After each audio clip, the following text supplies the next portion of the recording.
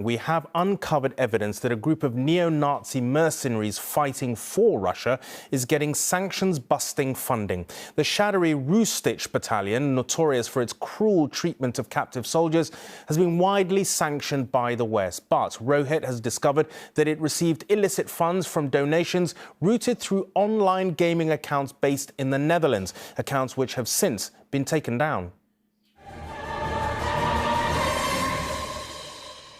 These are the neo-Nazis behind some of the most chilling acts on the battlefield in Ukraine.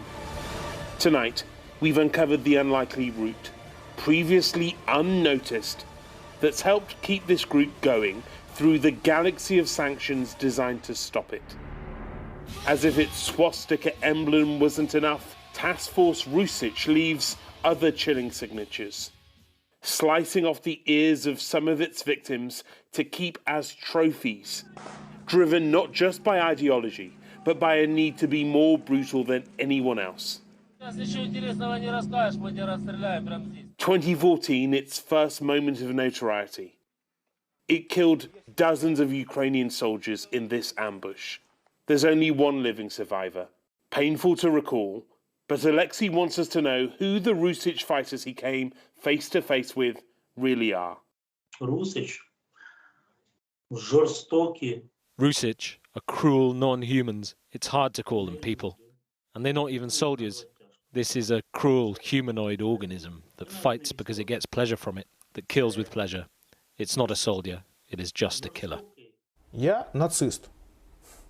Я нацист. One of its sanctioned leaders is Alexei Milchikov, filmed here on the front line in Donetsk last summer. But we have evidence of how he's been able to pay for some of his weapons.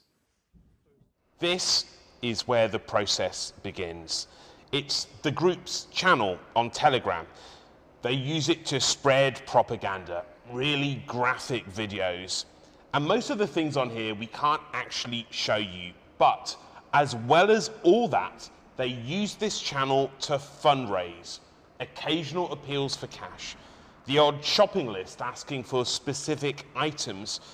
Most of their attempts to raise money are through predictable underworld routes, and most have been closed down. But we found this one wide open. This is how supporters of Rusich Group have been able to get their money to the front line.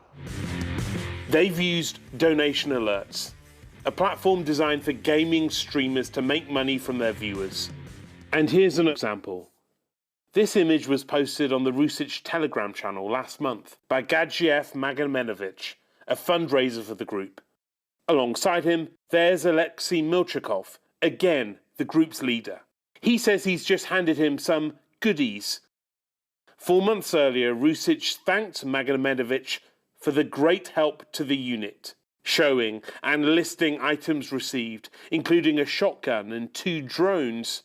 And how has he been raising money? One method is through his donation alerts account.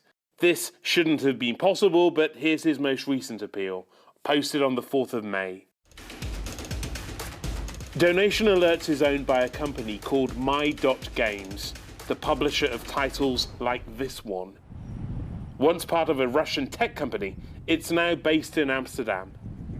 We went to its headquarters, shared space on a business park to try to speak to its executives. It's Rohit Katru from ITV News. No success at first.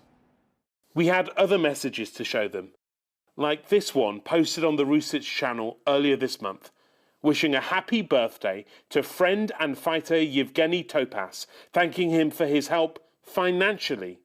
He used donation alerts to raise money. His most recent appeal was in April. So this is the consolidated sanctions list of the EU. We shared what we've uncovered with several of the Netherlands' top sanctions experts. It would be prohibited to make available funds or economic resources to or for the benefit of him. Each one said that what we found appears to show violations of the rules to starve Rusich of funds. I think it's a very clear-cut violation of the sanctions. I don't think we've seen examples as good as this one. I think enforcement should take place. I mean, public prosecutors should investigate, because it's a clear-cut example of a company facilitating the war in Ukraine. My Games told us they diligently assessed complaints and that these users violated several clauses of the terms of service, so their accounts have been blocked. And shortly afterwards, one of the Rusich fundraisers announced to his followers that he'd been banned. How much of its multi-million-pound budget was raised using this platform, we don't know. But with the root exposed, almost certainly its fighters are now looking for another. Rohit Katru, News at 10.